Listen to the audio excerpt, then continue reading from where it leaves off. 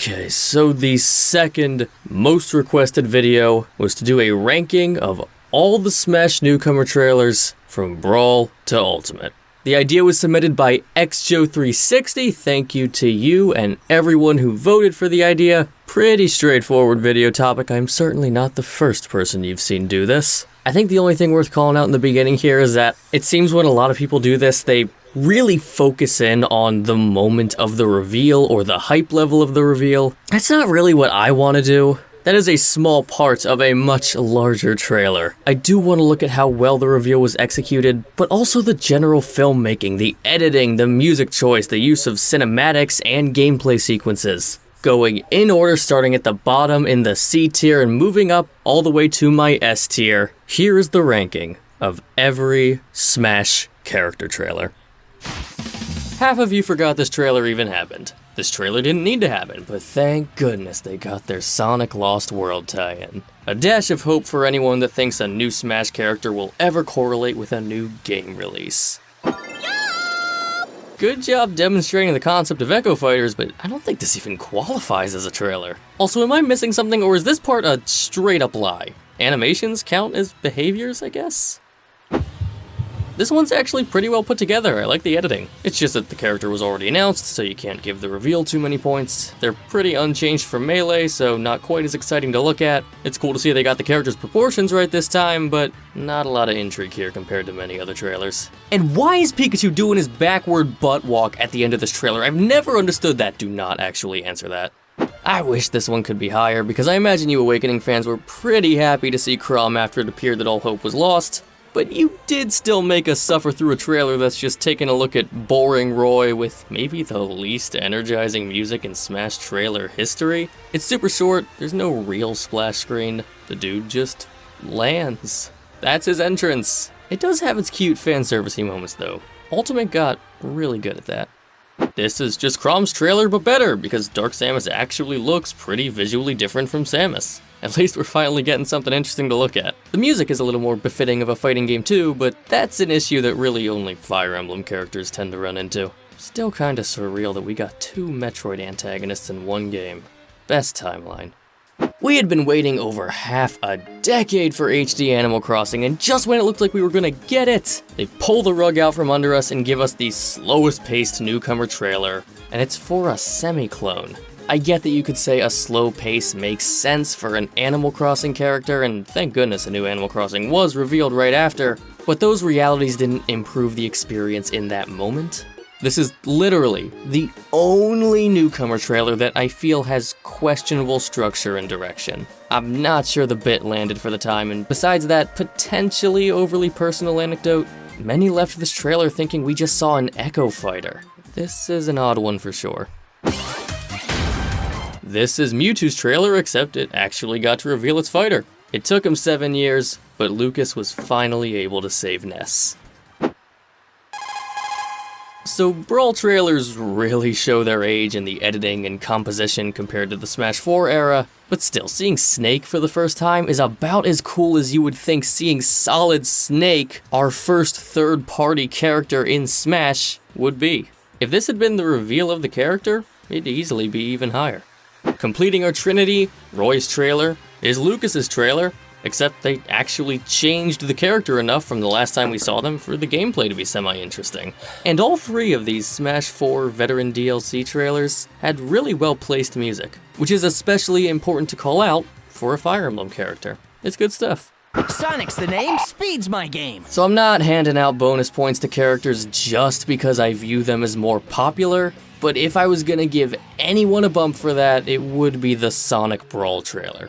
Unlike Snake, this was kind of the reveal for the character, although you had to see the dojo post first before you could see this video, but you know, it's still a Brawl trailer, so gross resolution, pretty low energy gameplay. The reveal of Sonic in Smash on that dojo site is a top tier Smash reveal, but if we're only looking at this trailer, we've improved a lot since the mid-2000s. And with that, we've wrapped up the C tier. Only goes up from here, and there are some genuinely, truly fantastic things to see, even in the B tier trailers. The competition's only getting steeper, and that just means a lot of really awesome trailers to see for us.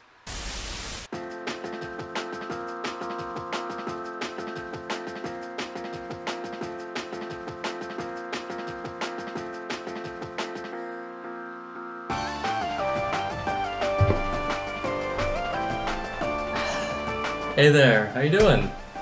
I just wanted to stop in real quick to let you know, now that I've sort of revealed my hand with this video, that I'm going to be playing other runner-up most requested video ideas while this guy does this thing.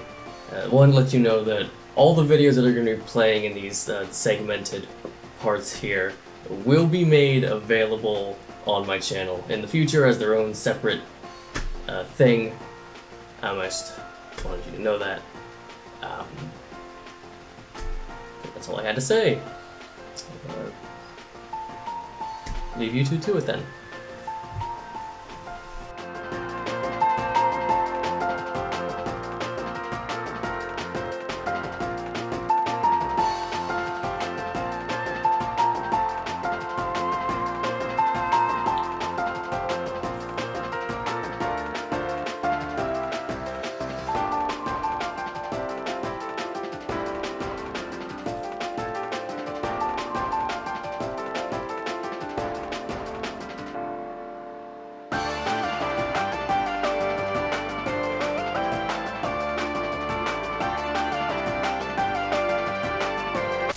You know, when I saw the video suggestion to review every flavor of Coca-Cola, I instantly thought, that one is gonna get a lot of upvotes, isn't it?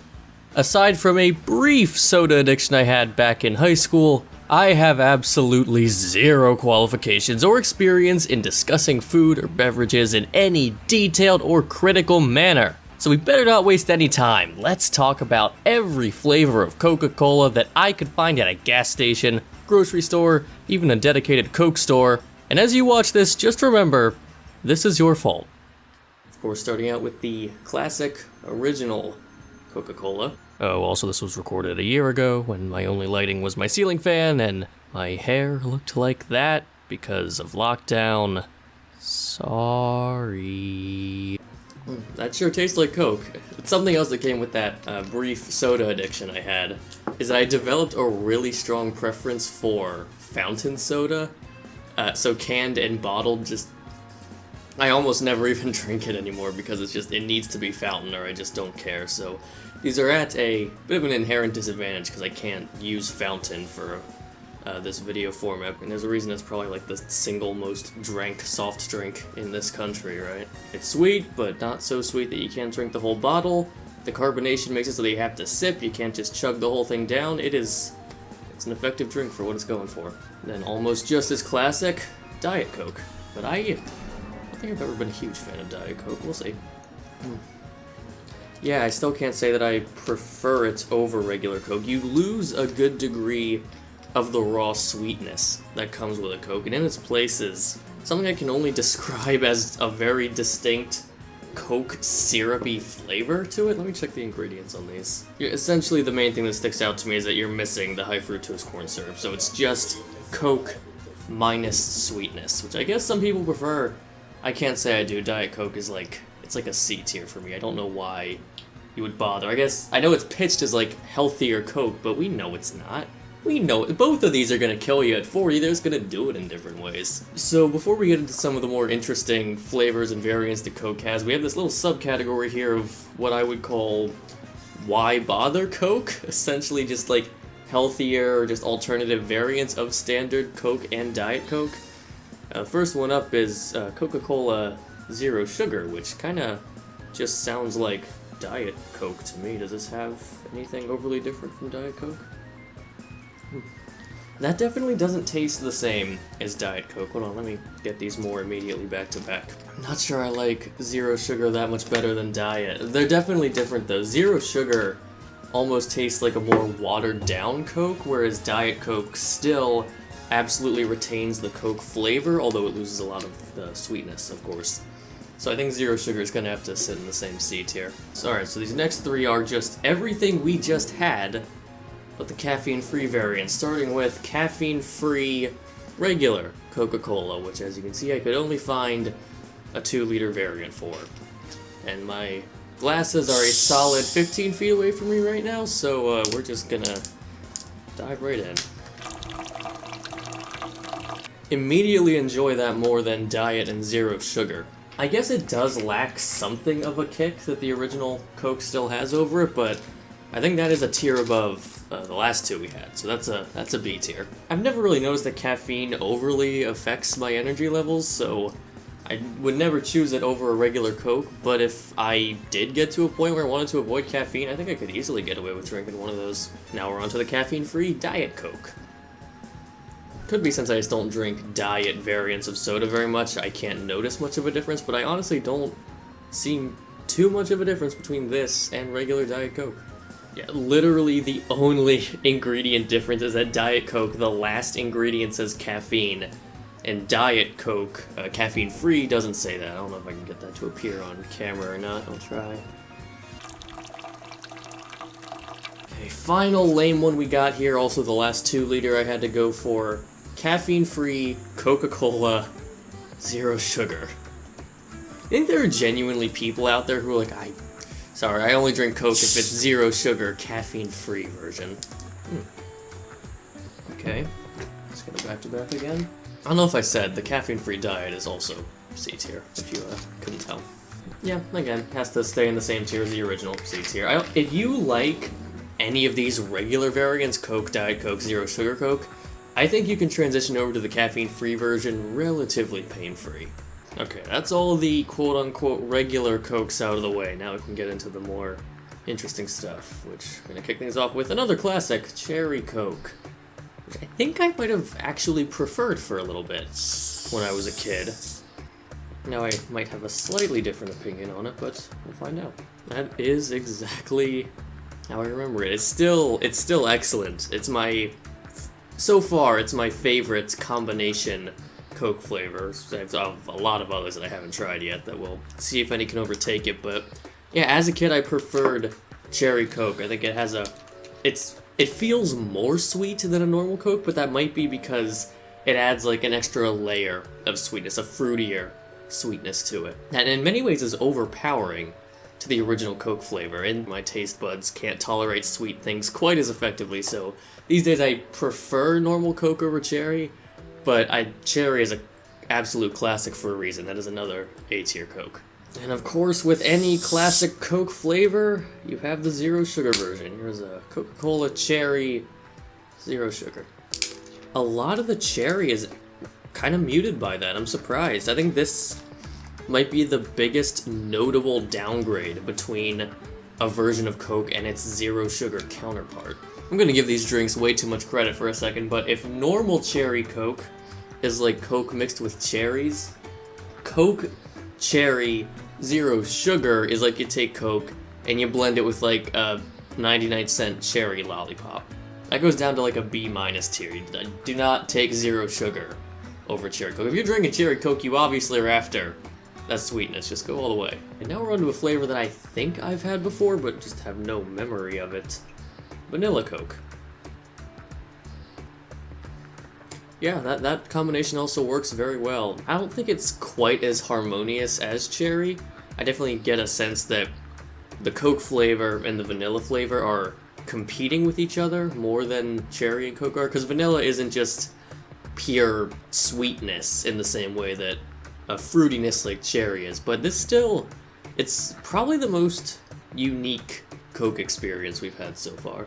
The vanilla anything usually isn't going to be that exciting to me over other flavors, but if you're into vanilla, I could see that being one of the better Cokes out there for you. For me, it's about a B tier, but if you're a vanilla fan, I could see it getting up there a little more. And you know the drill at this point, we are on to Vanilla Coke 0 sugar. Where? Hold on. I swear I don't taste any vanilla in there. Hold up. Let me drink some water, refresh the palate a bit. Maybe I'm missing something. I barely taste any vanilla. Let me look at these ingredients. Okay, the ingredient list is getting less and less helpful as we go along. There's not even...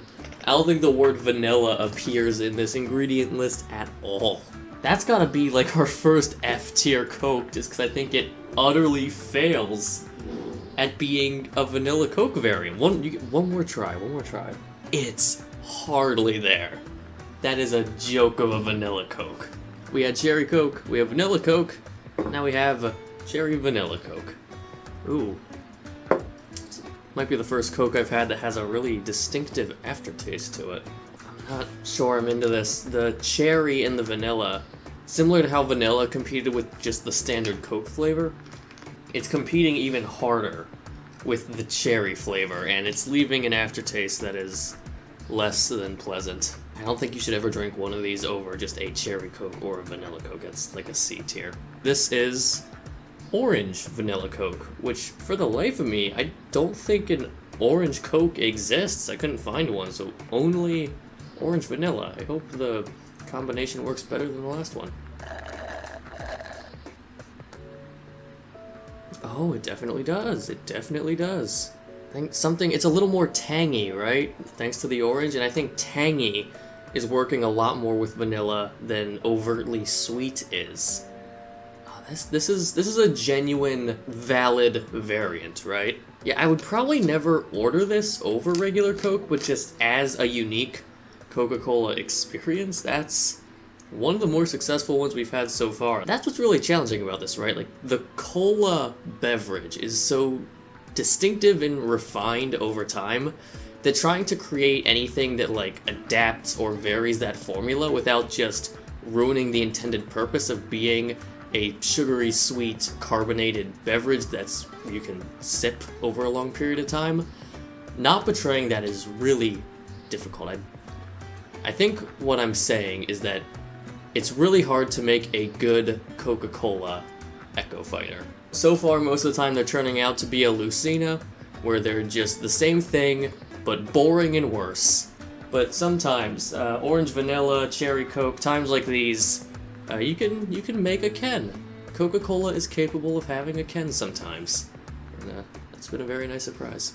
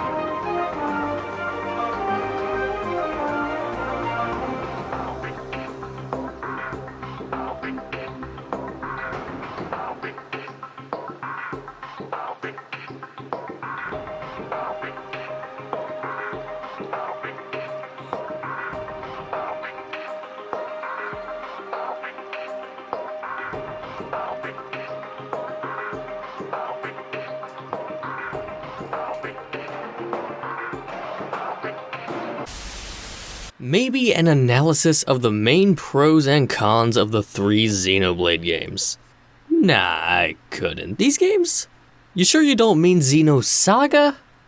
I guess I can talk about the 3 Xenoblade games if you're gonna twist my arm like this.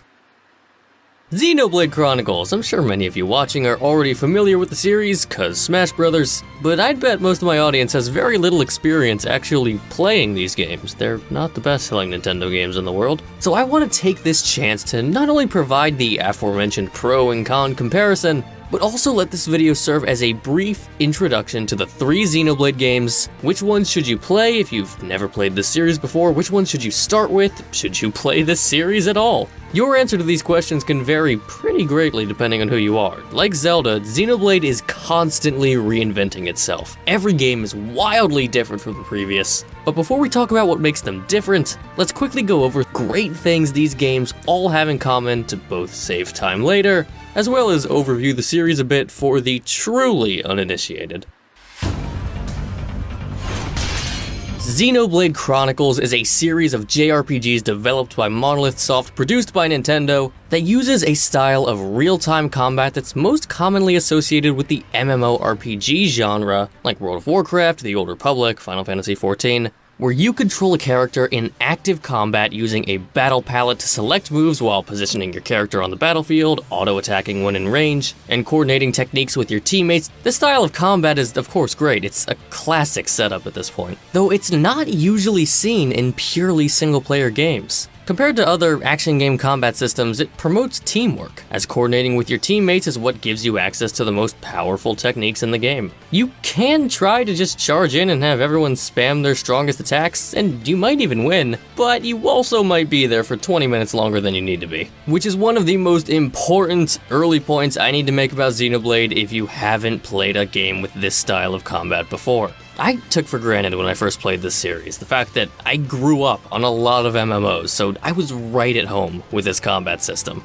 But if you're coming from a largely Nintendo background, like many would be, and your idea of a JRPG is Pokemon, Fire Emblem, Final Fantasy, Persona, I won't lie, you probably will get your balls kicked in playing Xenoblade if you're new to this style. Or at least, that's what I've observed watching people without experience pick this series up. It is entirely doable though. It's not overly complex or cumbersome, but know that the Xenoblade series is gonna ask more out of a player than most other popular RPGs on the market today.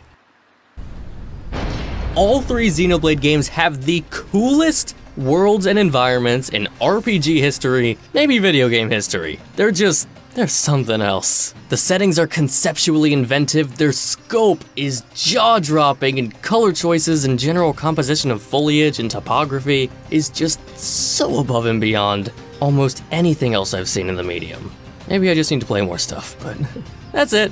I'm sure that point will become self-evident as you see all the background footage that I'm surely using in this video. Just didn't want to repeat that spiel 3 times as we go about the games individually. With those commonalities lined up, let's get to the differences. Here are the pros and cons of all 3 Xenoblade games, focusing on the pros because that's generally what I do here, addressing the cons as they become relevant, and ultimately giving my recommendations for what Xenoblade games I think you should play. Are you sure you didn't mean Xenogears? Because I could talk about Xenogears if that's what you want. You sure? I get to talk about Xenoblade. Cool.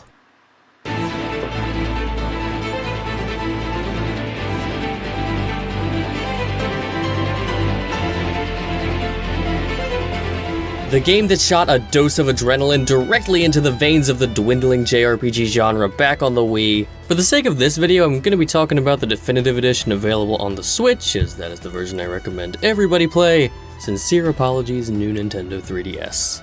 Regardless of what I say about this game or its sequels today, Xenoblade 1 is the classic. The Final Fantasy VII, the Thousand Year Door, the Persona 5. So many RPGs or just open environment games from Japan are still pulling from what Xenoblade did. So often these advancements are attributed to Breath of the Wild, which is completely fair and deserved, but in more ways than one, we would not have gotten to Breath of the Wild without Xenoblade Chronicles. I'm not the kind of guy to say you have to play a game because it's important to history. It has to hold up to modern standards if I'm going to recommend you play a game in the modern day. But if you do care about experiencing video game history, this is an important one to get to eventually. But how good actually is it by modern standards? Are you one of those people who haven't touched an MMO and have no idea how this genre of combat works and are daunted by games with high mechanical and executional demands? Well, allow me to tell you that the original Xenoblade Chronicles is easily the most inviting and easy to understand real-time MMO-style RPG I have experienced. Combat is at its slowest pace in the series, you have the least number of mechanics to worry about, and the game even has a stupid easy casual mode if you need it. That's not to say the combat is boring or mediocre. Positioning, team coordination, enemy and ally management all work together to create a game that allows for plenty of creativity and expression in how you approach its encounters. Topped off with a series staple, excellent character customization, something I love that less and less RPGs seem to want to do, all present but all manageable. And this approachable nature extends into the game's story as well, which is important for the crew in this game. They're so aggressively likable.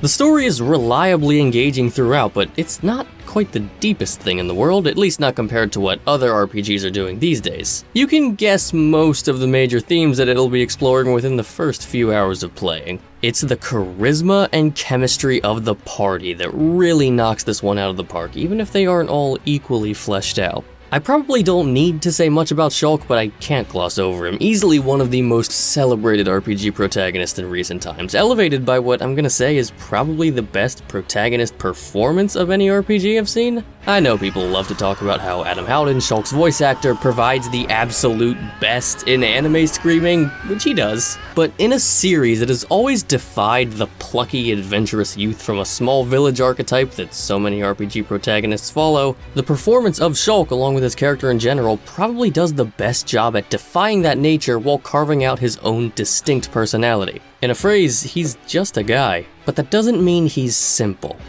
But while we're on the topic of simple, I don't know what this says about me, but I can't not mention that this is the most memey game of the series, one of the most memey games I've ever seen. If you happen to be one of those people who really like the Star Wars prequels because they have the best memes, then I think it just might be Rhine time for you. I do want to tie this idea into what I'm going to call the general cool or icon factor of Xenoblade 1. So much of this game is just either awesome or instantly classic conceptually. Like the setting, the body of two titans that killed each other in combat. Or the Monado, one of the most recognizable swords and Wii discs in gaming. Or the soundtrack. Okay, look, I could have talked about Xenoblade music in that earlier things every Xenoblade game does well segment, but no, I'm definitely taking the time to talk about each individually. Xenoblade 1 is the study playlist of the Xeno series. Its overworld themes are the most serene in the series, and many of its best hits come from the emotionally driven cinematic music. Not to undersell the classic that is You Will Know Our Names, one of the most recognizable boss themes in genre history.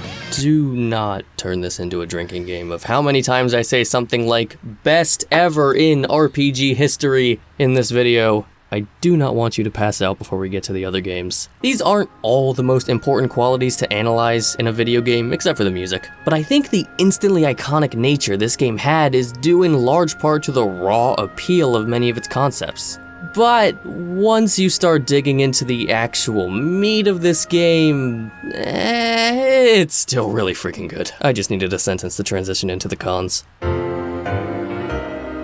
Just as a medium, video games rarely age well. This is especially true for JRPGs. Father Time has been kinder to Xenoblade than most, but it's not without its weathering. The worlds, while awe-inspiring, feel relatively empty by today's standards. Tragically, none of the villains get fleshed out how they deserve. I would actually use the term wasted to describe a couple of the characters in this game. You might have to deal with a touch of grinding, not nearly as much as most games, but I actually turned my DE playthrough to casual mode for the final boss just so I could push through it and get to the new epilogue content without having to grind. The third act, for whatever reason, throws out a lot of what's great about Xeno level design and turns into one of those gross trial of hallways featured in a lot of modern Final Fantasies. And the side quests suck. They sucked back then too, they were just a little more par for the course back then. Now, none of this compromises an enjoyable story with excellent gameplay, but there is one final sucker punch to deliver to Xenoblade 1, and it's actually a very good thing, just not for this game. Things are as they should be. This game's sequels both improve upon the foundation this game built, but unfortunately that does change how you have to look at the original game. If you gathered everybody who has finished all 3 Xenoblade games and asked them to rank them, I think it's pretty safe to say this one would come out in last. Xenoblade 1, without question, has incredible combat, worlds, music, story, characters, replayability, but it is not the best Xenoblade game in any of those categories. Now, I don't want to make it sound like Xenoblade 1 is not worth your time, it's still one of the best RPGs you can get on Switch, but the best is yet to come. Which brings us to my final recommendation for who should play this game. The original Xenoblade Chronicles is the best game for ushering in players who are new to the genre, and the best game to start with if you intend to experience the entire Xenoblade series, or even just the ones on Switch. I mean, naturally, right? A great starting point leading to even greater things we'll experience later. Let us move on to one such experience.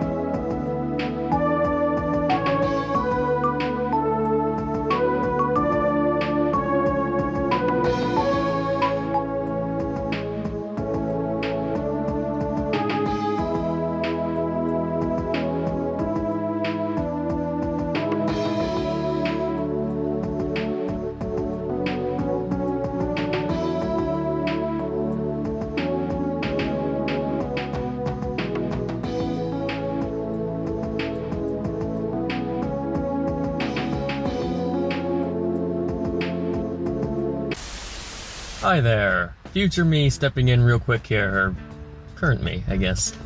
There were some flavors of Coke that I could not find canned or bottled, so I can only get them from the fountain, and they kind of fit into this category of like flavored Coke variants we were talking about, and I gotta drink them now because if I drive them to my apartment, they'll go flat. And that's not a very fair taste test, is it? 6 flavors of Coke that I could not find canned, bottled, or otherwise sold other than fountain. First up, based on this tint, I think we're looking at raspberry Coke. Wow, okay. I am more of a fan of that than I would have expected.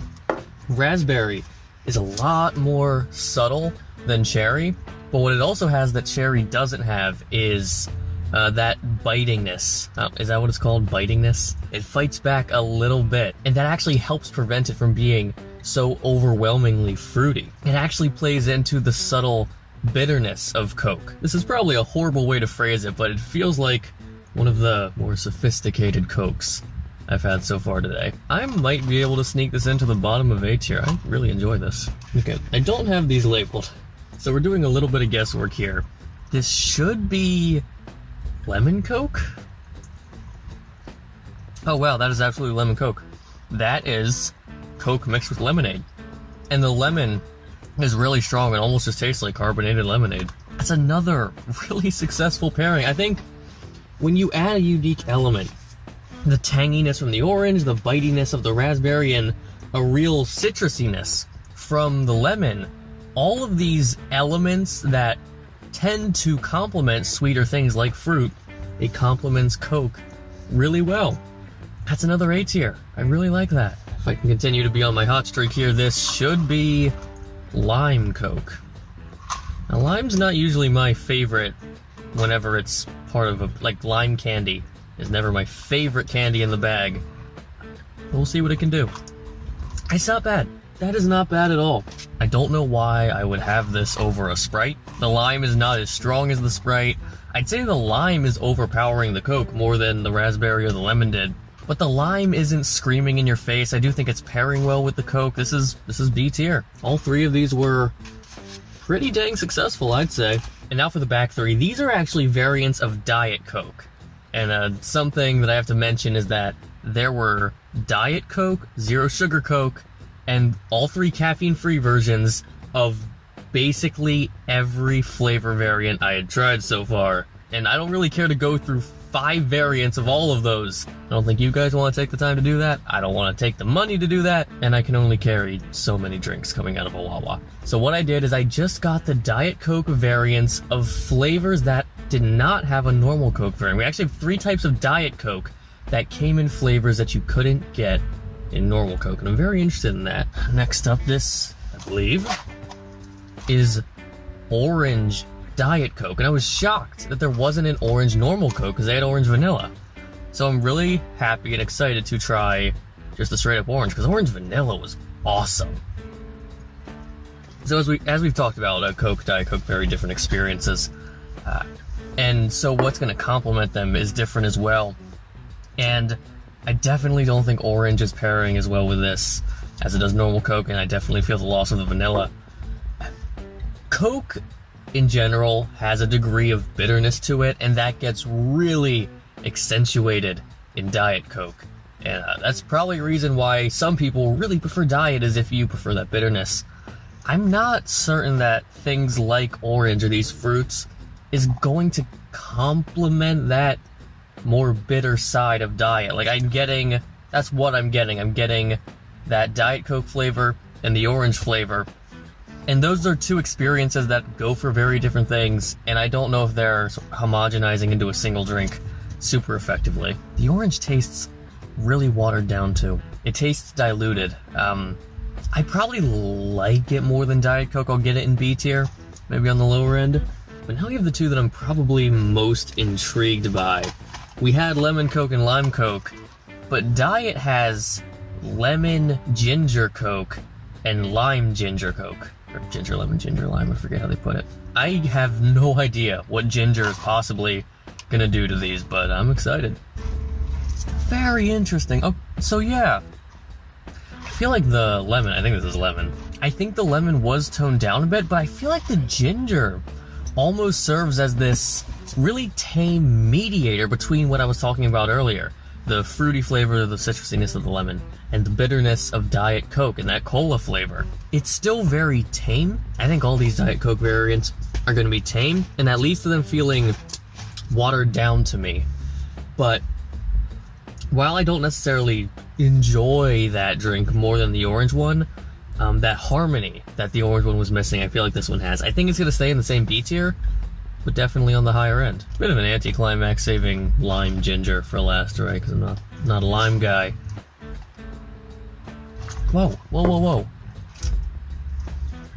Oh, whoa, whoa, whoa, whoa. Holy, it's like the exact opposite. Let me try the regular lime Coke again. Yeah, oh my gosh. There is so much more Coke in the lime Coke. This is so overpowering with lime, and the ginger, honestly, is coming out a lot more too. I never would have guessed that this is Coke. And now, like, when I first talked about Diet Coke, I said that it was a more pure cola experience.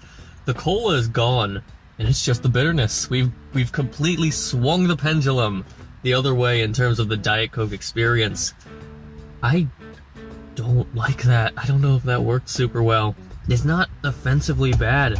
I'm just really confused. Like, the lime is pronounced like I said, but it's not even watered down so much as it just feels weaker, almost artificial. I'm putting that down in the D tier. I'm wondering if I have any hardcore lime fans that really love the lime variants of Coke. I'd love to hear what you have to say. But that's 6 more variants set up and knocked down, and I'll throw it back to myself from 10 months ago.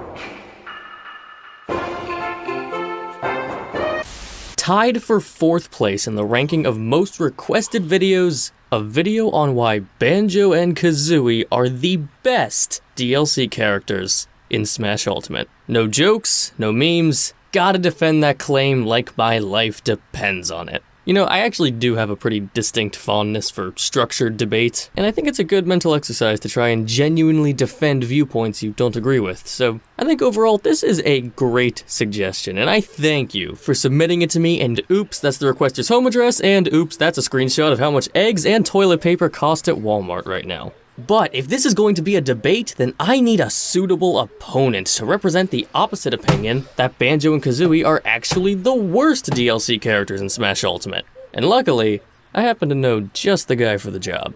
Let me go get him real quick.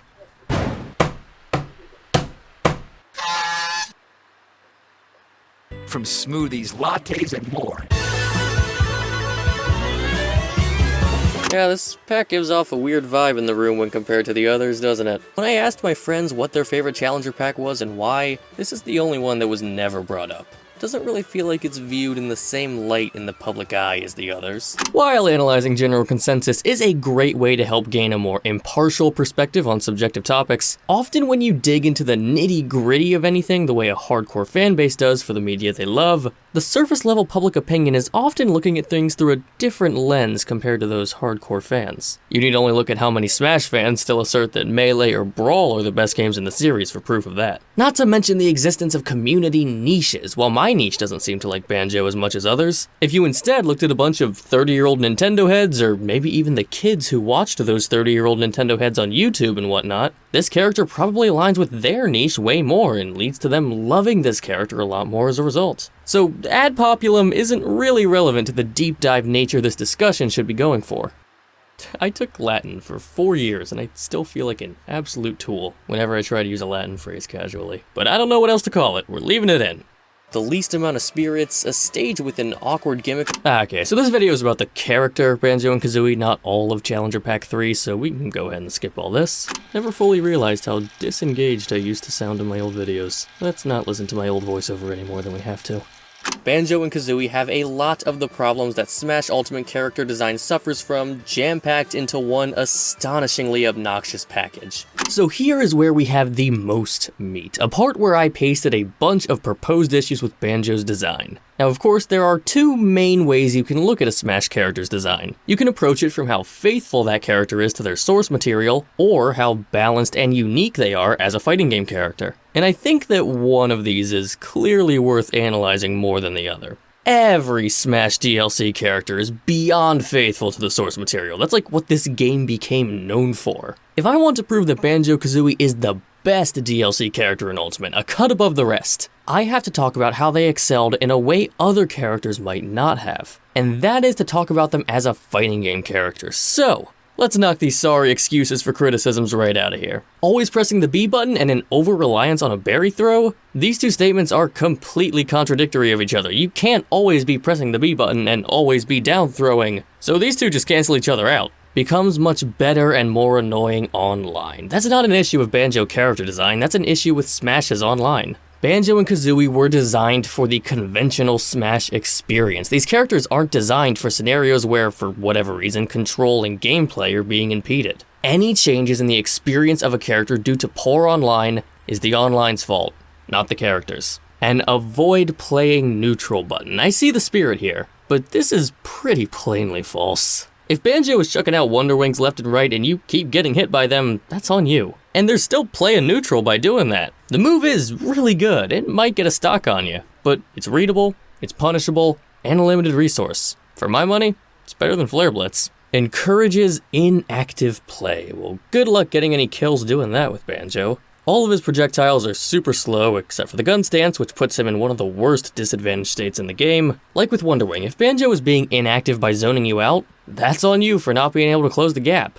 I think we can go ahead and add Victim Blamer to the list of things I'll eventually be getting cancelled for. Joker can fish for Rebel's guard over and over to get Arsene, Terry can kill you at negative 10% off a jab, Steve can keep running away until he gets a diamond, Pyra can land from disadvantage with Prominence Revolt for the 18th time this stock. all fighting game characters can be played lame. So let's put the old video aside for a second. Instead of cherry picking individual elements and only shine the worst light on them, would it not be more valuable to look at the totality of this character's construction? I think doing that would go a long way to highlight how this could be considered one of the best characters in this game. For example, a rare trait among Ultimate DLC characters, Banjo is a true all-arounder. Yes, he can be played at the edge of FD at all times, but he can also be an absolute terror of ground pressure with an unexpected variety of ground options. Moves with reach, moves with power, moves with speed, his triple jump and unrestricted recovery allows him to be dominant in the air as well. He has kill options out of throws, combos, hard reads, even raw smash attacks.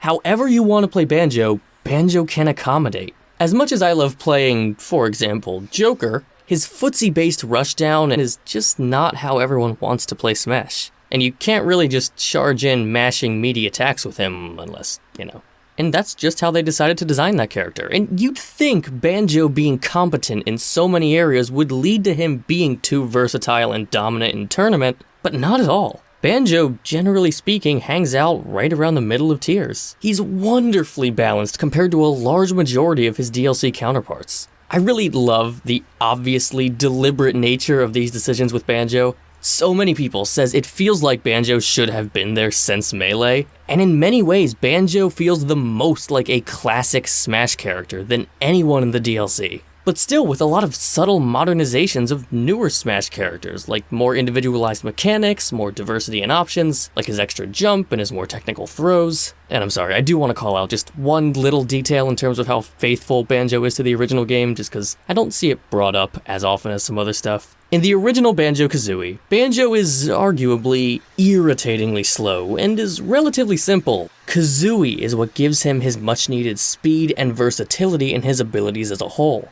And look at them in Smash. Banjo is generally slow-moving and not that impressive, but decent at standing his ground. But when he starts to bring out Kazooie, you get the added speed and all of his most interesting options in combat and movement. There's no way that was an accident, and it's one of my favorite parts of this character design. But I'm sorry, I haven't been letting my past self talk this whole time. Anything else you want to say? The sounds these characters make, it didn't work for me in the original game, and it certainly doesn't work for me here. You breeze by all his mechanical design elements so that you can dedicate time to the sound design, which is just drawing from the source material pretty much exactly how it should. Is Banjo too, let's be generous and call it cartoony for some people? Heck yeah, he is. Also, is Sephiroth too try-hard edgy, Steve too self-referential and memey, Joker too emo, Pyra too endowed, Sora too saccharine, Terry too simple and dumb, Hero and Byleth too static, Min too not rich, and Kazuya too complex to play? That's not even really a complaint. I still don't really see people complain about Kazuya much, but with that general mindset driving me here, as well as the demand from this guy, Banjo and Kazooie are one of the most unrestricted characters in Ultimate, and done so in a way that doesn't compromise the integrity of the fighting landscape as a whole. And all of that is wrapped up in one of the most fan-desired characters ever who was poignantly designed to invoke their original game, just like Smash always does, processed into a package that is a fantastic middle ground between bending Smash to the rules of Banjo-Kazooie and confining Banjo and Kazooie to the limitations of Smash. A balance many would argue is not always achieved in modern Smash character design. That is my argument for why Banjo and Kazooie are the best fighters we have received in Smash Ultimate's DLC.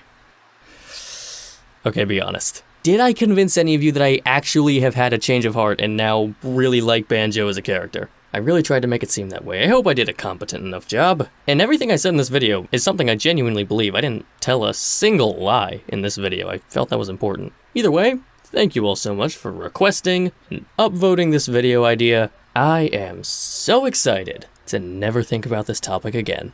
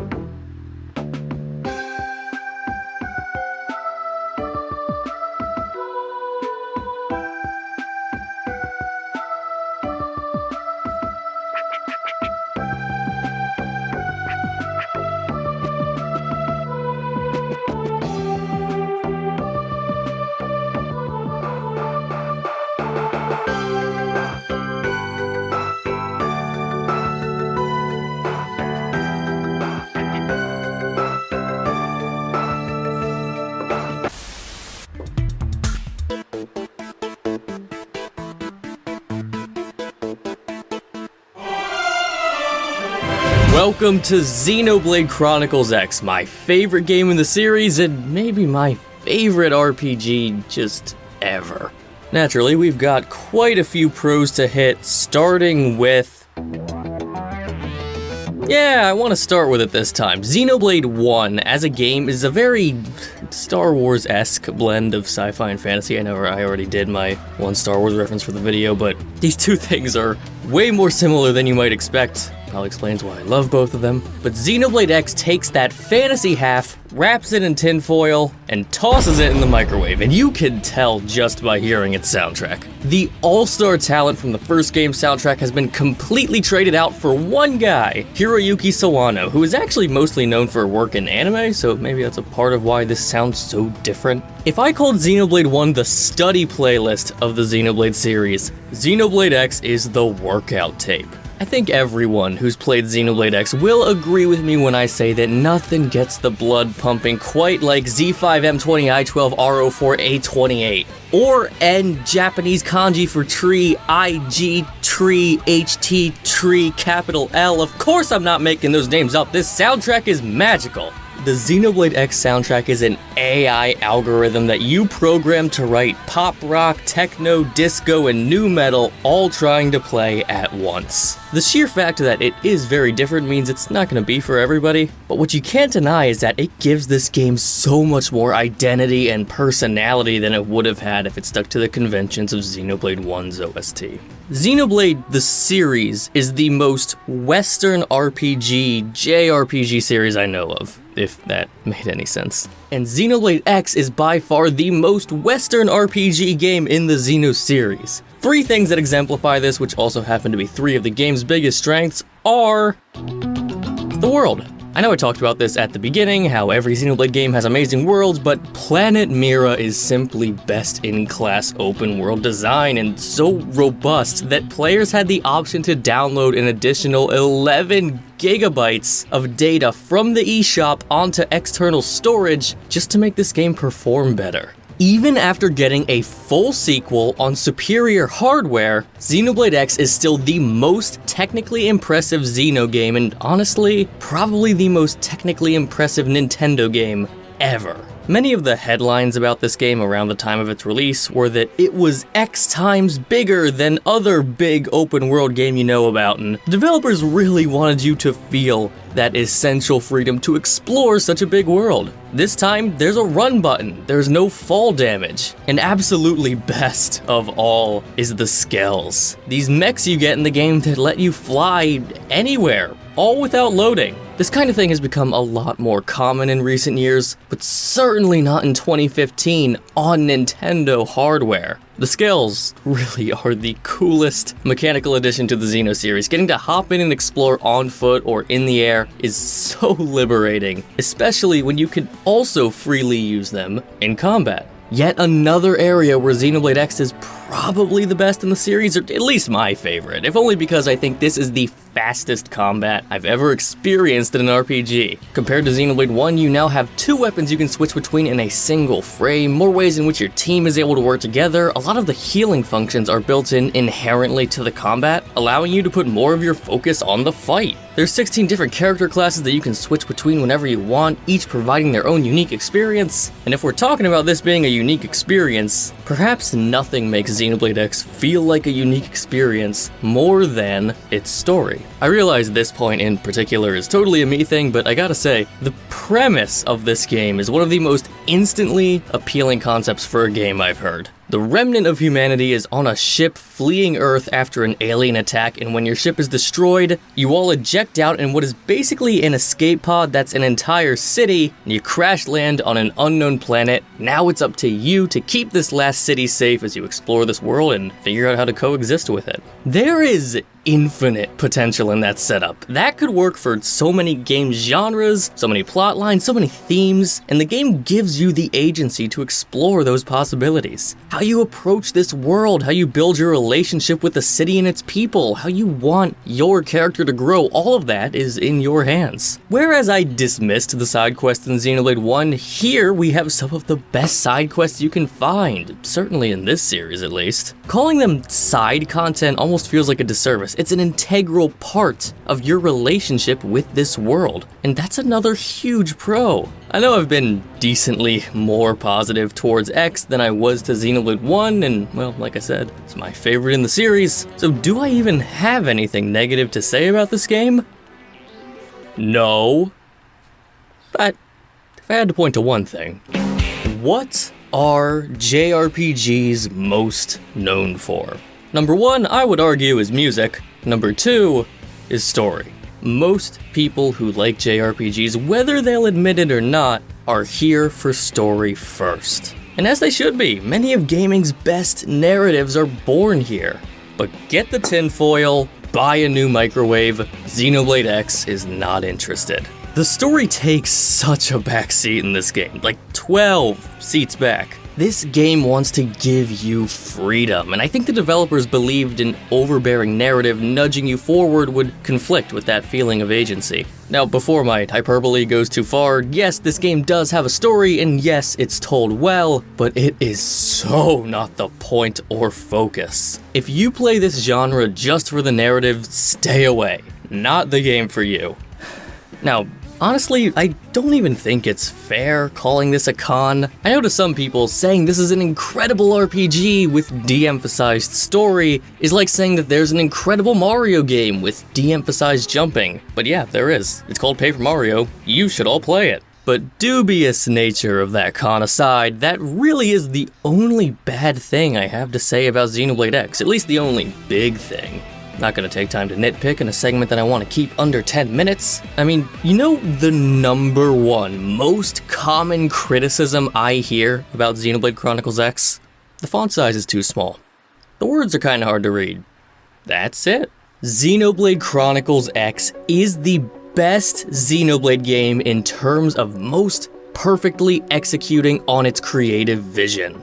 I'm trying to not say this is the Xenoblade game with the least number of flaws, because no one can qualify or quantify that enough for me to be comfortable stating it so absolutely, but that is kind of the sentiment I'm trying to convey. This is a masterwork of the RPG genre, and it's a shame that it was tied down to underpowered, underperforming hardware. If the game I've described here seems appealing to you, you will probably love Xenoblade Chronicles X. But if a JRPG with minimal story isn't what you're here for, got one more for you.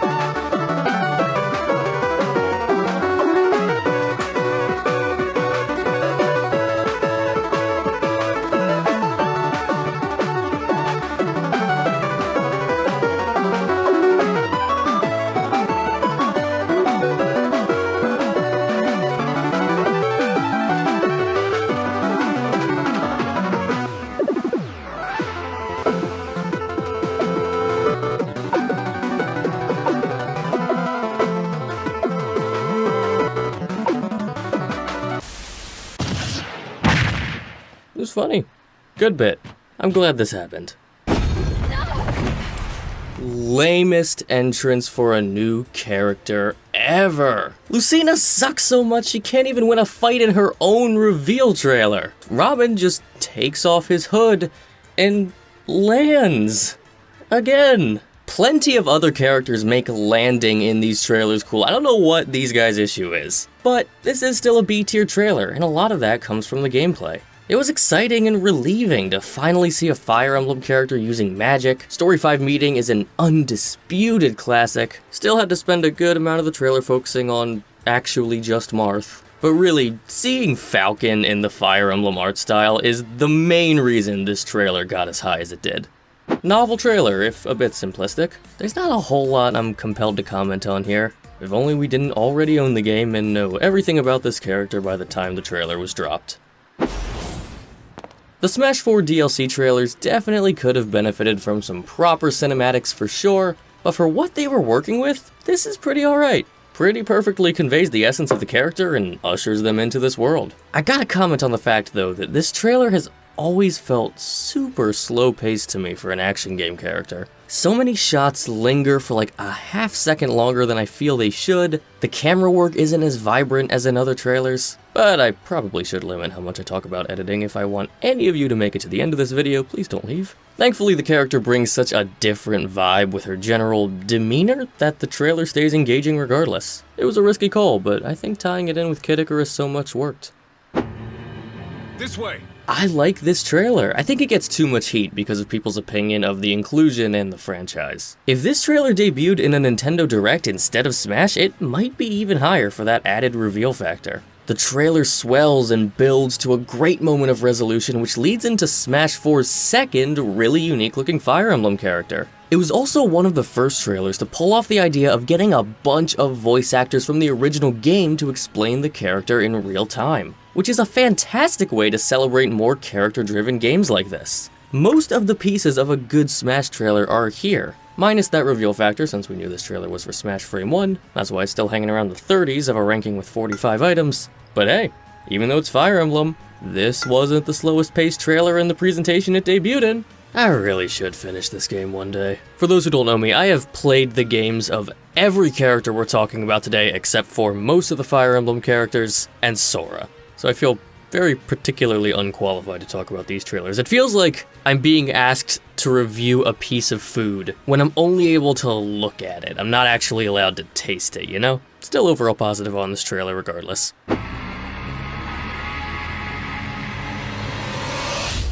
The epitome of simple but effective. As someone who's super observant of color, I appreciated this. Ryu could have had such a cooler trailer, man. The reference to Super and ST is a good call. I love the way everyone just stops what they're doing to look at him as the music builds. It really adds to the weight of what was at the time one of Smash's biggest inclusions. But something about the character just standing there in the shadow as if we don't know exactly who that is feels a touch awkward to me. But something you'll hear me mention more than once here is how fighting game characters trailer very well for fighting games. They just have that energy, immediately engaging personalities, exciting movesets, that music that gets the blood pumping. All of that is pre-built into these characters just by the nature of already existing in this genre. That's just what they bring inherently. And seeing the possibilities of Street Fighter combat in Smash for the first time was pretty thrilling. With just a little more budget, Ryu could have had an all-time great trailer. But Smash 4 DLC trailer budgets were a cruel reality at the time for these characters. Breathe slowly as you hold this pose. Absolutely perfect joke character trailer. The bit landed, the surprise was real, no fat on this bone, no time wasted. I love it. I love you. This could have been one of the most awesome trailers in Smash history. This could have been the coolest bonus reveals in Smash history, and this would be one of the most iconic shots in Smash history if, you know, stupid linear continuity of time and its impact on the state of information delivery for humans. If we lived in an alternate universe where these trailers actually came out before the game, I'd bump BJ up a tier. Blame the laws of physics for why this one isn't higher.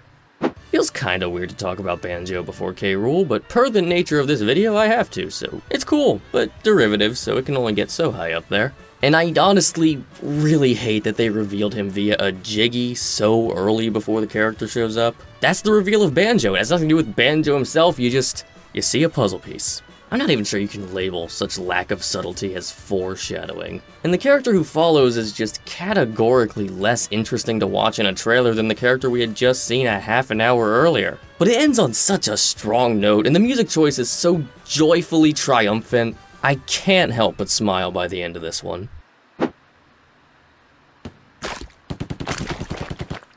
Is this one lower than a lot of people put it? I haven't watched any other trailer ranking videos like this, so I don't know, I feel like this one might be higher for a lot of other people.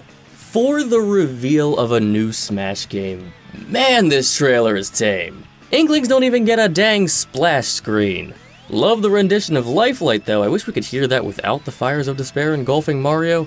Of any trailer revealing a new Smash game, this one does have the most gravitas. The way the energy is just sucked out of the room before the reveal of the giant flaming Smash circle that Inkling almost looks afraid of. And that's an energy I would not mind Smash keeping around for the future. But overall, we'll call it a fairly minimalist reveal. And with 11 more trailers down, we conclude our B tier. And fun fact I want to share, those last two, the Smash Ultimate Reveal trailer and the Banjo trailer, were originally in the A tier, and the only reason they got moved down to B was just because A was so bloated. I had to spread it out a little bit. So when you're updating the BlastBox wiki with the new lore reveals from this video, you can go ahead and say that those two trailers are A tier in my mind. But that just means that we are heading in to the tier with the most trailers, a tier with a lot of the best trailers. The competition gets so tight going forward.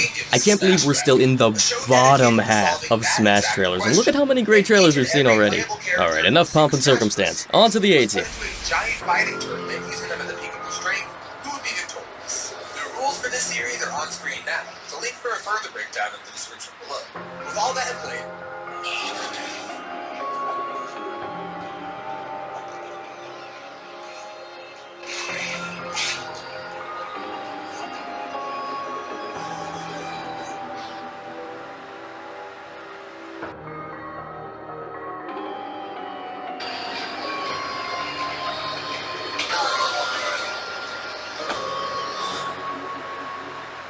and there you go!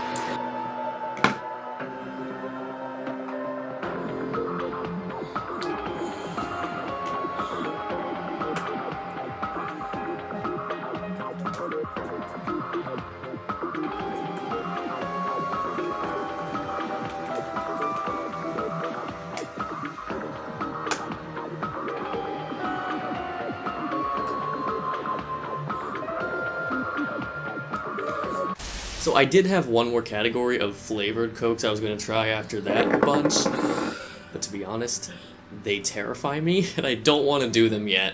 So we're going to do what I didn't know was a thing until I started shopping for these. We're going to try the Coke energy drinks, which scare me a lot less than what's to come later. By all accounts, this should just taste like Coke, right? I don't think you need to alter the flavor too much to give it an energy drink kick. Full disclosure, I don't enjoy energy drinks, period. I tried them when I first went to college to like try and cheat my way to some extra energy. It didn't work out for me.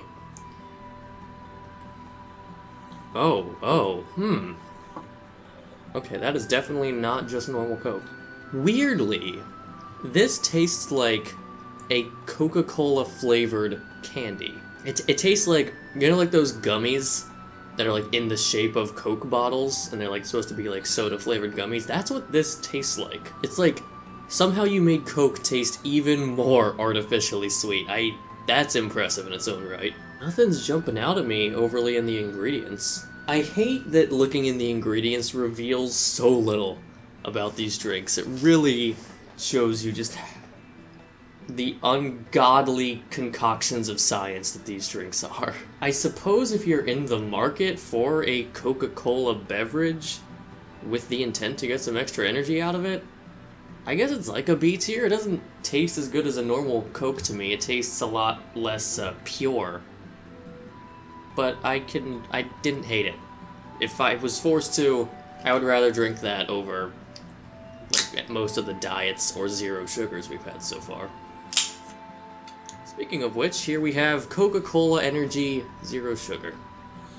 It's muted slightly, but it's like some of the earlier zero sugars, it's mostly comparable to the original. And since the original just tastes so just weirdly artificial and chemically, whatever they have to pull to make it zero sugar isn't really impacting that much, so I guess I can stick that in B tier as well, but on the lower end. Or maybe like C tier, honestly. It does give me some Diet Coke vibes in a way. Ooh. Good one. Now we have Coca-Cola Energy Cherry. Is this just gonna taste like a cherry candy? I wouldn't hate that. Ooh. Not cherry candy. Cherry medicine. Oh boy. I taste way more cherry than I taste Coke. But as someone who's not that knowledgeable about energy drinks, if you want a cherry flavored energy drink, I gotta imagine there's better out there than this. It's like, cherry is there, but you have to fight past the weirdest, like, medicine-y taste and aftertaste to get to it. It's not a pleasant experience. Like, C, maybe even D. What's good is there, but you can't just enjoy the good. It is interwoven with so much not good that just outright compromises it. Alright. Oh, no. One last energy Coke that I... Coca-Cola Energy Zero Sugar Cherry. It has B vitamins, caffeine, and guarana. All these come with a good helping of guarana, apparently, so if you're in dire need of guarana, I'm glad I can present this option to you. It's supposed to give me energy. I feel so drained right now.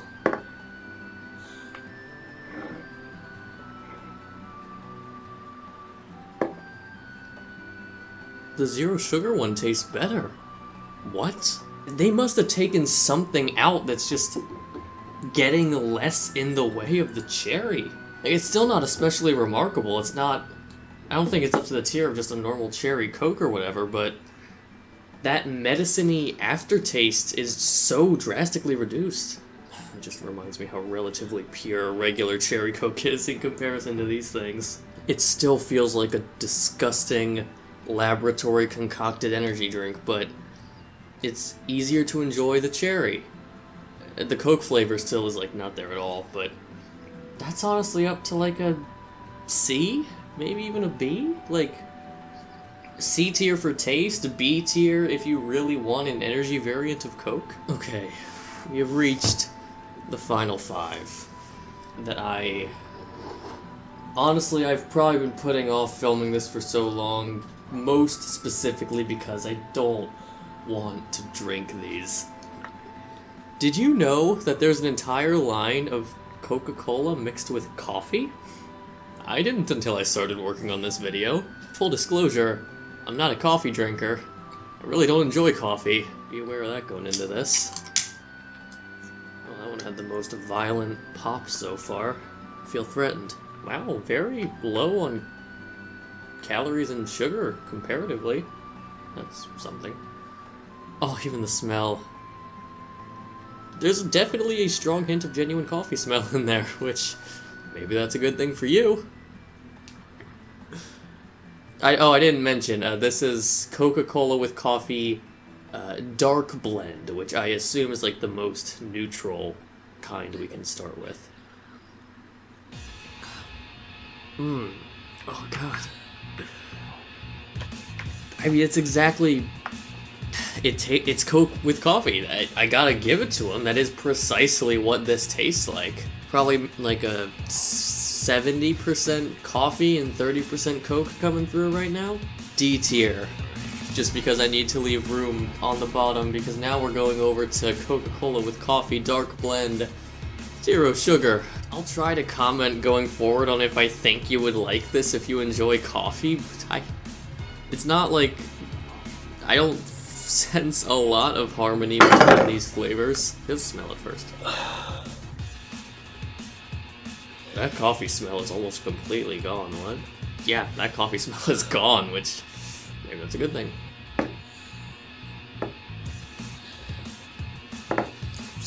Significantly muted, I think. Maybe it's just because I can't smell it, but the coffee is significantly, I don't want to say muted, but reduced to a very tolerable degree for someone like me. It's still hanging around a D tier. I would never drink this, but well, I don't know. Is that a good thing? If you enjoy coffee, I guess that would be a downgrade for you because it's less coffee-y. I think the balance between Coke and coffee is better, but what human wants a balance of Coke and coffee in a drink?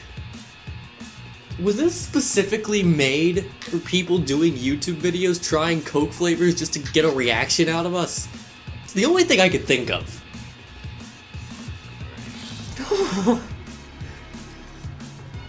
Coke with coffee, vanilla.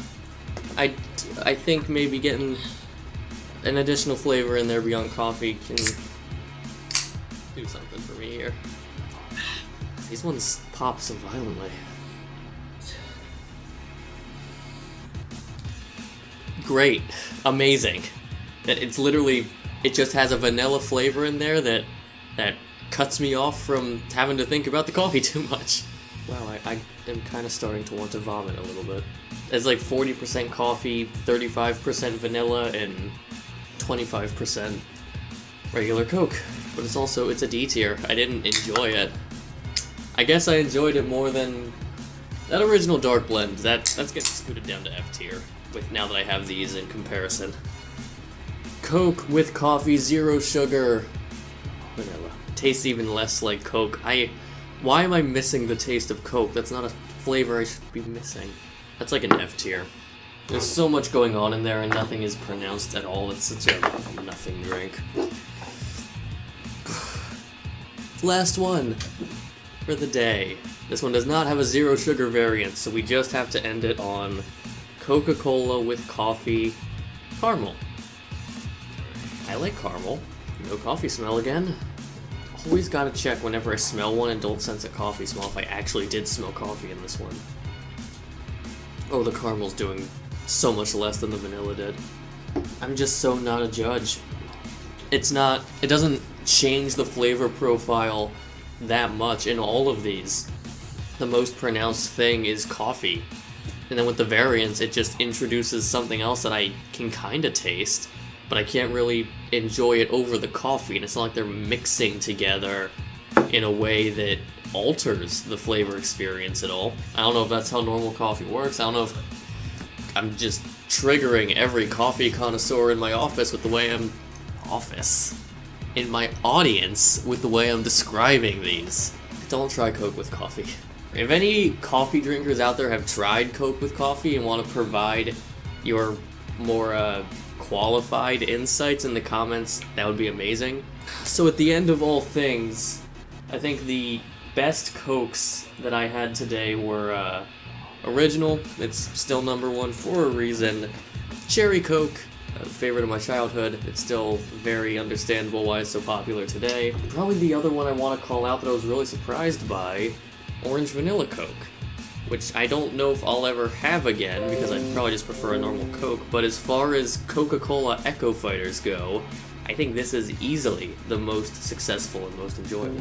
The worst were easily Coke with coffee. Cherry Coke Energy was especially upsetting. Where is it? Where the heck is it? Vanilla Coca-Cola 0 sugar. What are you guys doing? Why does this exist? Put vanilla in this, please. But we do still have one final Coke that I need to try while I have all of these guys sitting right here with me.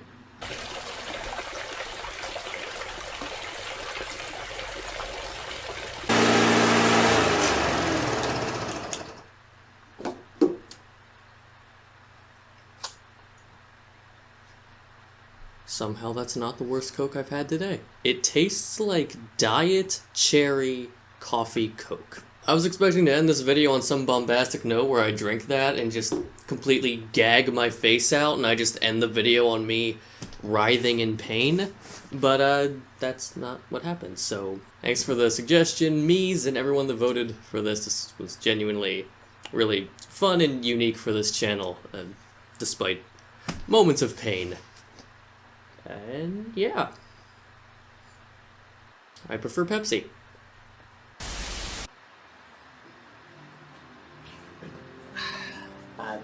Hey, it's me again. Pardon the interruption here.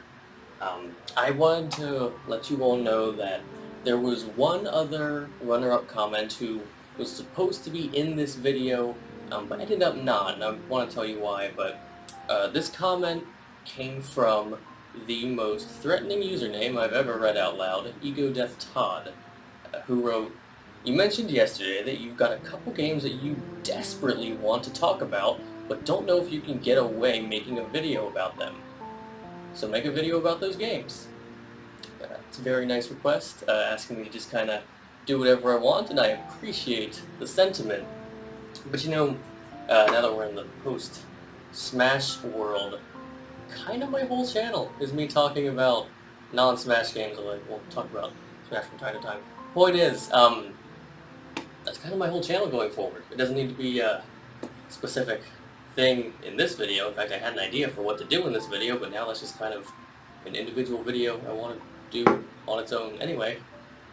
So we can just kind of say that every non-Smash related video game video I do on this channel is dedicated to that comment.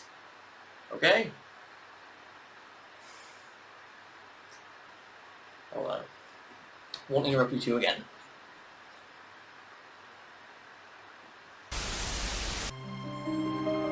I want to share a story with you real quick. I'd thought about talking about Xenoblade 2 a couple times on this channel, most notably of course when Pyra and Mythra got into Smash. So I got to work writing a video about Xenoblade 2, and I think it was one of the best things I'd ever written, and it was way too long. Like, feature length. I knew trimming it down to under an hour would be impossible, so instead, I decided to just make the video about Rex, Pyra, and Mythra. More of a character analysis, as much as I'd hate calling it that. But this also became feature length, so I kept it to just the Smash Girls, Pyra, and Mythra, despite how difficult it is to discuss their character without also talking about Rex. Video was still over an hour, so one last time, I rewrote the video to just talk about Pyra's character, and finally, I had gotten the video down to 50 minutes. Needless to say, that video never got made. So, how am I going to make a segment about this game that's no longer than 10 minutes for our purposes today?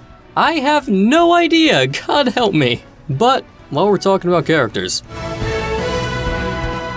ignoring our oddball, Xeno has always put more of an emphasis on richness of character relative to most media. This has been true since the very first game in the series. That sounds like a giant compliment to Xeno, and it technically is, but really I think it has more to do with the fact that Xeno games have very few party members to focus on, and you stay with them for a much longer runtime than many other RPGs. So if these characters weren't more substantive than other RPG characters, that'd kinda just be a waste of time for everybody. But anecdote aside, the crew of Xenoblade 2 is one of the most well-constructed cast of characters I have seen in a video game. Like, if you think about the most beloved, popular, celebrated, cherished cast of characters in RPGs, a lot of them do suffer from some similar, albeit minor, issues. You know, not every character getting equal shine, not every character feels super useful in combat throughout the whole game, character arcs getting very rigidly and formulaically chopped up by chapter.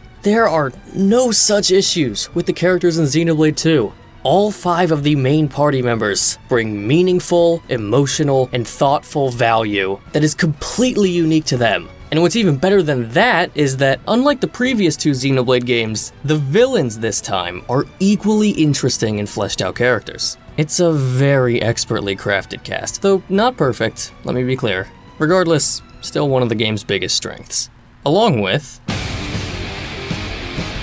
Xenoblade 2 offers what is probably the most character customization in series history, largely thanks to the blade system. This game is, in essence, a monster collecting game, though using a gacha system. Don't let that phrase scare you. There's no microtransactions, and the gacha RNG is rigged in your favor to make sure the player is consistently getting cool stuff. But being able to assign almost any blade to any driver means your character's moves, rolls, stats, and abilities are basically fully customizable. More than any Xenoblade game, if you are struggling in Xenoblade 2, changing your strategy, changing your build, changing your party can drastically affect your chances of success. This, along with its narrative style, makes this arguably the most replayable game in the series. The story is a definite pro. It's the best in the Xenoblade series. I can't quite say it's the best in the Xeno series yet until I play the Saga games, but it's the most coherent, it has the best structure, it's the most thematically and emotionally rich. It basically only gets better the further you go,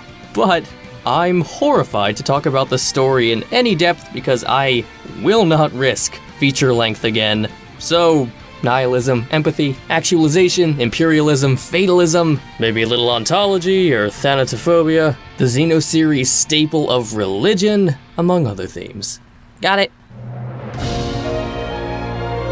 So admittedly, this is kind of difficult and maybe even pointless to say, since Xenoblade X's music sounds so remarkably different from the other two, and personal taste is a thing, but if I had to crown the best soundtrack of the Xeno series I've heard so far, this is it.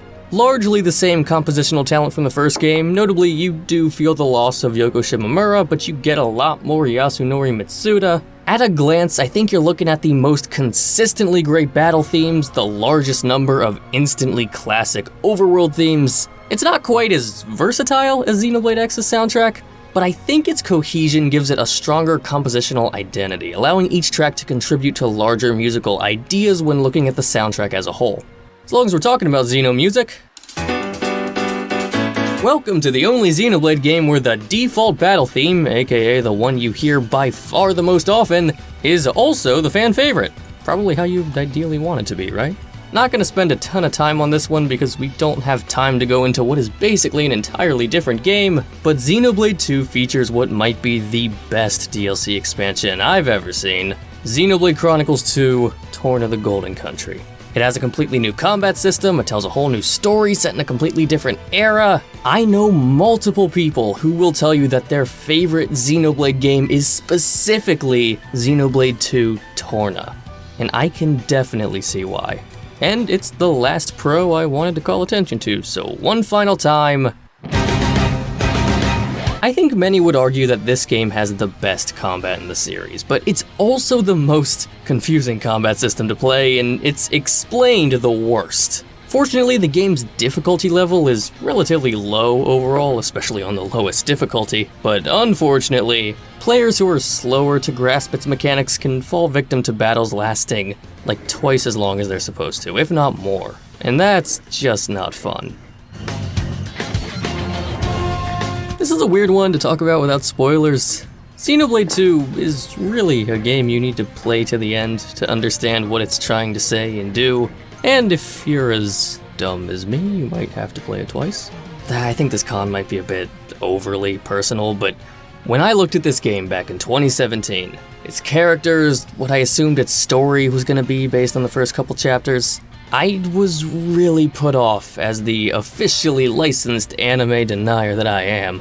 It just looked like too much of what I have a hard time dealing with about anime. I'm not sure how many of you can relate to that, but I need it out there for those of you who are like me. Leave your assumptions at the door, it's not like that. This game uses a lot of misdirection early on to build up its themes, and it's got a lot of dominoes to set up before it starts knocking them down. It's worth your time if you tend to favor more character-driven stories like I do. It is the most character-driven Xeno story by far, Saga excluded of course. I should really just play those games so I don't need to say that qualifier every time. Those are really the only cons I think are worth calling out. I could talk about how I just don't like the art direction the game took, but that's completely a me thing, and I know I'm in the minority on that one. If anything, I think it's a style that's gonna age really well when the original Xenoblade Chronicles really didn't. Probably not a coincidence Definitive Edition looks a lot more in line with Xenoblade 2's art style. So ultimately, what text am I gonna put on the screen for Xenoblade 2's recommendation? Xenoblade Chronicles 2 is the best Xenoblade game in terms of appealing to the largest amount of people. The quality of its combat is relatively on par with that of X, even if they're not that similar, but it has the story that X was missing, making the game far more appealing to the general JRPG audience who would naturally be looking into it. It's not as technically impressive as X and its world, but it has a cute little turtle guy, so who cares? It is the best-selling game in the series, fun fact, so proof's in the pudding, I suppose. If you think you want to dive into the series at its strongest point, unless you really like what I had to say about X, this is probably your safest bet. And with the most recent game in the series covered, at a glance, that's the Xenoblade Chronicles trilogy. All great games, all worth your time, but all very different. That's it for me. You all have a wonderful day. Xenoblade 1 and 2 and Torna are on the Switch eShop right now. Buy them and play them. Goodbye.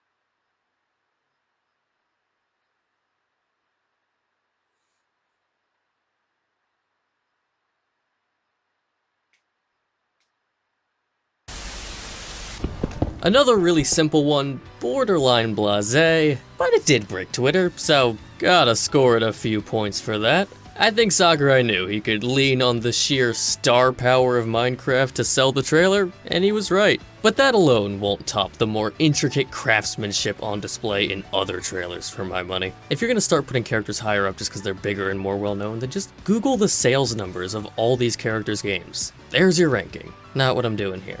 But what does set this trailer apart from other overly simple trailers is witnessing the astounding commitment to translating Steve to Smash. It all looks so specifically like Minecraft, thus it all looks so out of place in Smash, and strangely that unremarkable familiarity is what makes this trailer a little more remarkable.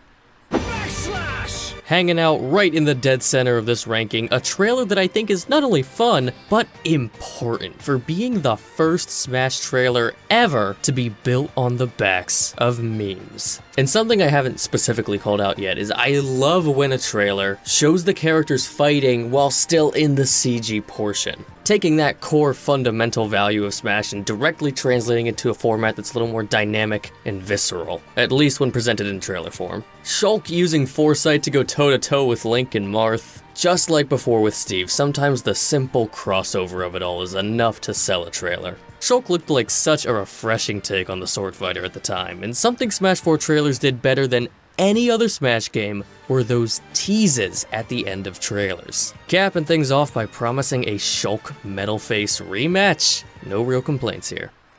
Another one that would have fared much better in a Nintendo Direct instead of a Smash presentation, but I think this is still a dang cool trailer even without that surprise. Easily the best Fire Emblem trailer we've ever gotten. If Byleth's trailer is getting almost no points in the reveal category, it's more than making up for it in that filmmaking category. For one, just going above and beyond to celebrate the source material by integrating both the anime cutscenes as well as in-engine dialogue. It's got easily the best music track to ever accompany a Fire Emblem character in a trailer, and just one of the best remixes to accompany any character in general. Once its gameplay hits, it snaps so quickly between showing off the character, the weapons, the stage, the two genders, brief moments of fan service. This trailer is one heck of a mixed bag with how slow the cinematic portions are, but what it does good, it does better than most trailers you'll see today. At least Fire Emblem got one character in the top half of this ranking.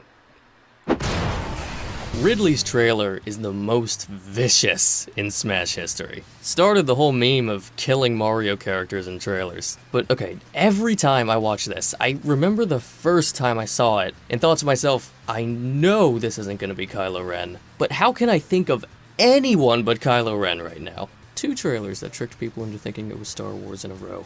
What are the odds? Playing up the dynamic between Ridley and Samus was a fantastic call, and you know, this trailer features better Samus characterization than a lot of the actual Metroid games. Ridley too, for that matter. The guy looks ferocious. Seeing this design for the first time was pretty wild. Probably the most terrifying villain entity Smash has ever seen, and this trailer didn't let you forget it. What a way to tell the world that Ultimate was going next level with not only its character picks, but its trailer composition.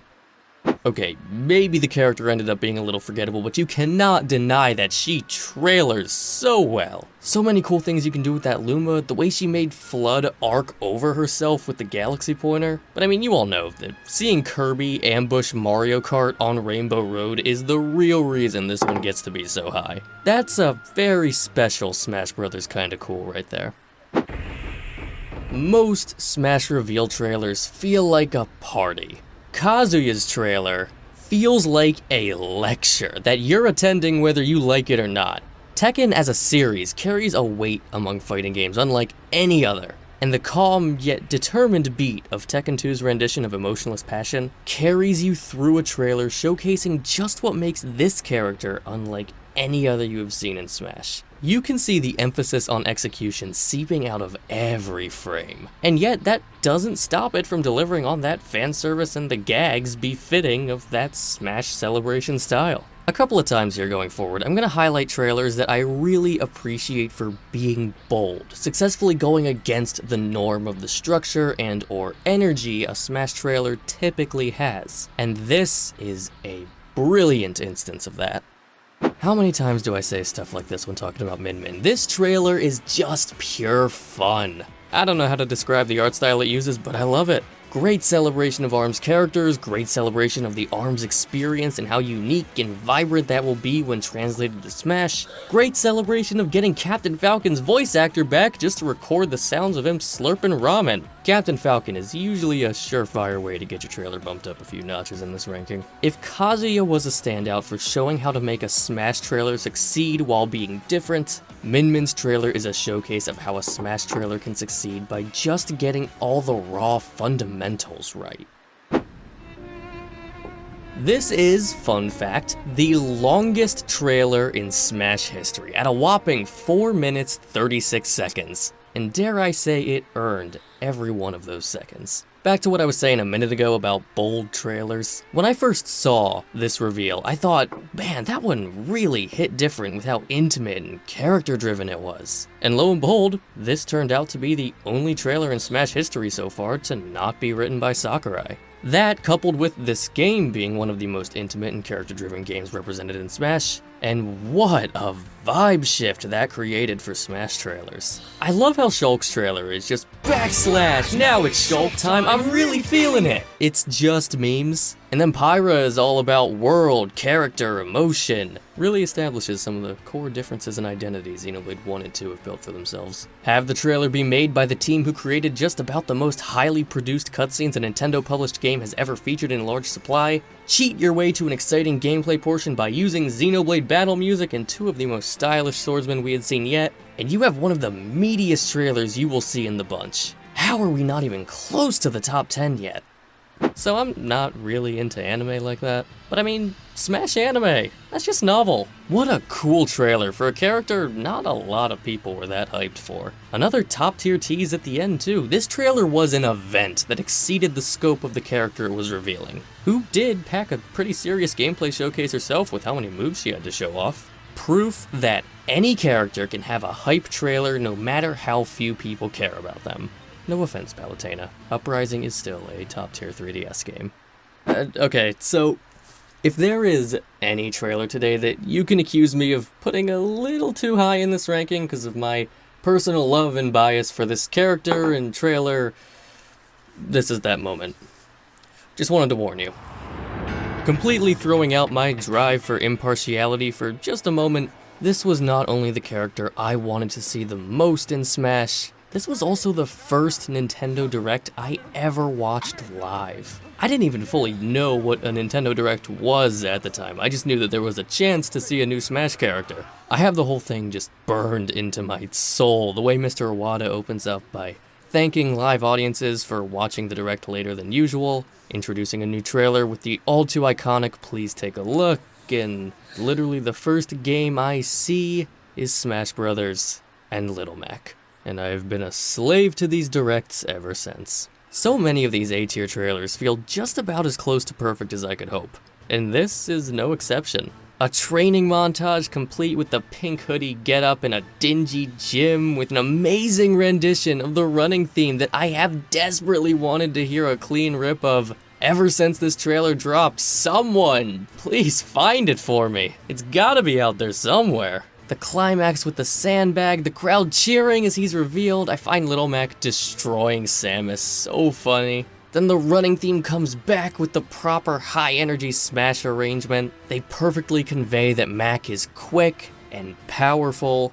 Doc is narrating the entire time. I think we can all agree that every Smash trailer, regardless of character, would be improved if Doc Lewis was narrating all of them. But yeah, this trailer's great, but so is the next one.